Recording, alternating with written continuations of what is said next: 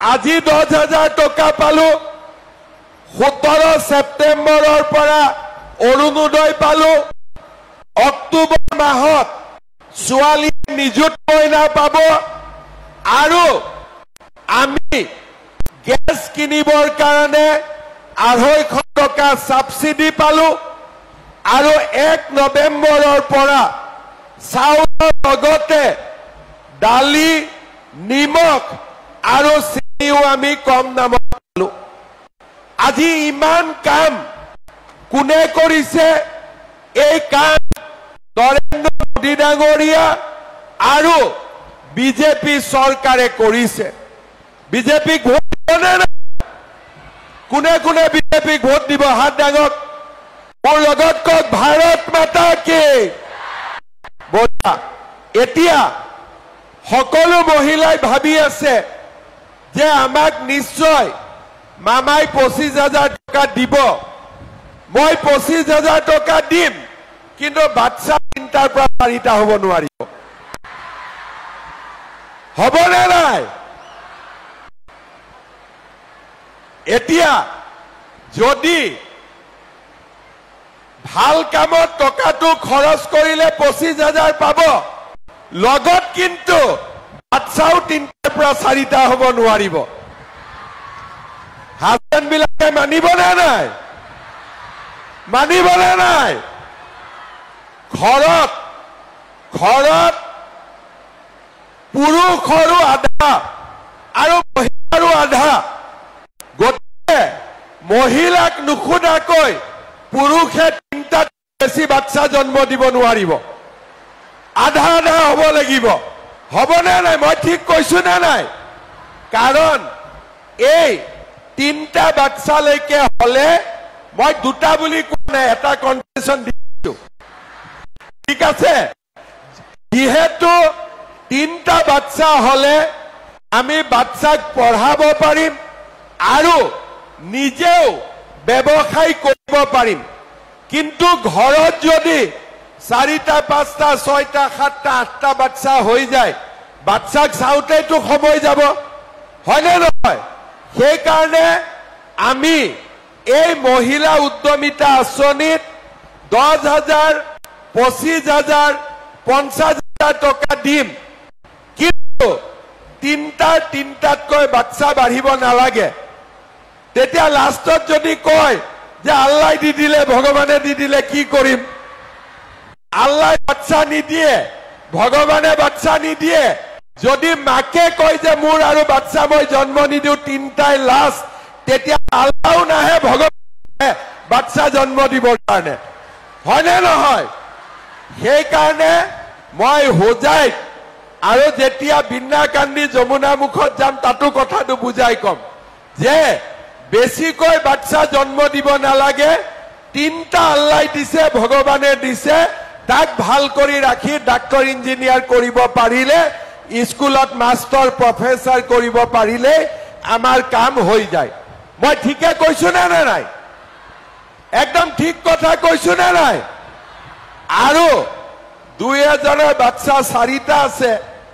বুদ্ধি কৰি ফৰ্মত 3টা বুলি লিখি মই মাতা নাই কিয় এইটো 10,000 টকাটো মই দিছো কাৰণ দিম বুলি কৈছিলো কিন্তু পিছত 25,000ত আকৌ বাঢ়াই লৈ না যাব হ'ব গতিকে এই আঁচনিখন আপোনালোকে ভাল কৰি বুজি পাব যে প্ৰথমতে 10,000 পৰৱৰ্তীত 25,000 পৰৱৰ্তীত 50,000 লাখপতি আমি হ'ব লাগিব আজি অসমত 40 লাখ মহিলাৰ 8 লাখ মহিলা ইতিমধ্যে লাখপতি হ'ব পাৰিছে আজি আমি 10,000 25,000 50,000 এইটো আপোনালোকক গাইগুটিয়াকৈ দিছো গ্ৰুপৰ পৰাও ৰিভলভিং ফাণ্ড আৰু বেংকৰ পৰাও আপোনালোকে লোন পাব বহুতে লোন লৈছে আৰু লোন লৈ আমাৰ মাসকলে বাইদেউসকলে লোনো সময়ত ঘূৰাই দিছে সেই কাৰণে সকলোৱে অসমৰ আত্মসহায়ক গোটৰ এই যি ব্যৱস্থা তাক সকলোৱে শলাগিছে। মই পুনৰ এবাৰ হোজাইৰ মোৰ মাসকলক বাইদেউসকলক অনুৰোধ কৰি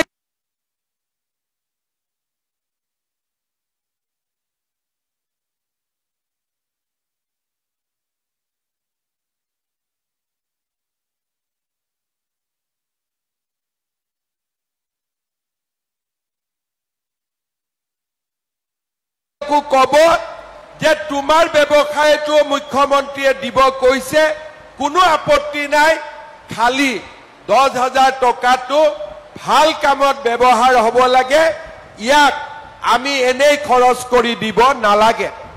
আজি হোজাইত 32,000 মহিলাই এই 10,000 টকাকৈ লাভ কৰিব। 32,000 মহিলাই 10,000 টকা লাভ কৰিব। তাৰ মানে কুইণ্টল কিমান টকা হ'ব টোটেল? কিমান টকা? আজি ইয়াতে 32 কোটি টকা আমাৰ হোজাই মহিলাসকলে একেলগে পাব। তাৰ মানে চিন্তা কৰক, এজনে 10,000, কিন্তু হোজাই বুলি 32 কোটি টকা আৰু অসম বুলি প্ৰায় 3,200 কোটি টকা। আমি আপোনালোকৰ কাৰণে এই কামবিলাক কৰিছো যাতে আমি আমাৰ অসমখনক আগুৱাই লৈ যাব পাৰো। এতিয়া মই আৰু এটা কথা আপোনালোকক বুজাই দিম। ইমান মহিলা, আমি যদি কাউণ্টাৰত যাওঁ কোনেও ৰাতিলৈকে আমি চেক নাপাওঁ, কাৰণ তাতে ঠেলা ঠেলি লাগিব আৰু আমি চেক পাওঁতে পাওঁতে ৰাতি 11-12 বাজি যাব। সেইকাৰণে আমি ধুনীয়াকৈ বিতৰণ কৰিম। আমি ষ্টেজত ভিঅ'সকলৰ হাতত মাতি আনি চেকৰ বহীখিনি দি দিম। ভিঅ'সকলে ইয়াত আমাৰ গ্ৰুপৰ সভাপতিসকল বহি আছে, সভাপতিসকলক লগে লগে চেকখিনি দি দিব আৰু সভাপতিয়ে আজিয়ে এতিয়াই আপোনালোকৰ হাতত চেকখন দি দিব। ঠিক আছে? প্ৰথমতে ভিঅ'ক দিম, ভিঅ'ই গ্ৰুপত দিব আৰু গ্ৰুপে আপোনালোকক দিব। এই ফিল্ডতে চেক নোলোৱাকৈ কিন্তু কোনেও ঘৰত নাযাব, নহলে হাজবেণ্ডে জোকাব আকৌ, হয়নে নহয়? বোলে চেক আনিব গৈছিলি, চেক ক'ত? গতিকে ইয়াতে আপোনালোকে ধৈৰ্যৰে বহি থাকিব। আমি ভিঅ'ক চেকখন দিম, ভিঅ'ই গ্ৰুপৰ সভাপতিসকলক চেকখন দিব আৰু সভাপতিসকলে ইয়াতে মেম্বাৰসকলক চেকখন দি দিব আজিয়ে আৰু এতিয়াই। তাৰপিছত আপোনালোকে যদি ফৰ্মত নামটো লিখোতে ভুল কৰিছিলে, চেকতো ভুলে ভুলে আহিব। যদি কাৰোবাৰ নাম ভুল আহে আপোনালোকে আকৌ ভিঅ'ক দি দিব চেকখিনি। আমি 7 দিনৰ ভিতৰত নামটো বদলাই আপোনালোকক আকৌ চেকখিনি দি দিম, হ'ব? কিন্তু মই ভাবো যে কাৰো ভুল অহা নাই। আমি নলবাৰীত দিলো, জাগিৰোডত দিলো, পাথাৰকান্দিত দিলো, ধুবুৰীত দিলো, কাৰো চেকত নাম ভুল অহা নাই। মই ভাবো হোজাইতো নিশ্চয় ভুল নাহিব। পুনৰ মই সকলোকে ধন্যবাদ জনাইছো। মোক ডিচিয়ে কৈছে যে কোনোবা কোনোবা মহিলা বোলে 6টা বজাতে আহি গৈছিল, হয় নেকি? গতিকে আপোনালোকৰ কষ্টও হৈছে, সেইকাৰণে মই দীঘলীয়াকৈ নকওঁ। বহুত দিন এই টকাটোৰ কাৰণে আপোনালোকে ৰখি আছিলে। কংগ্ৰেছ বিলাকে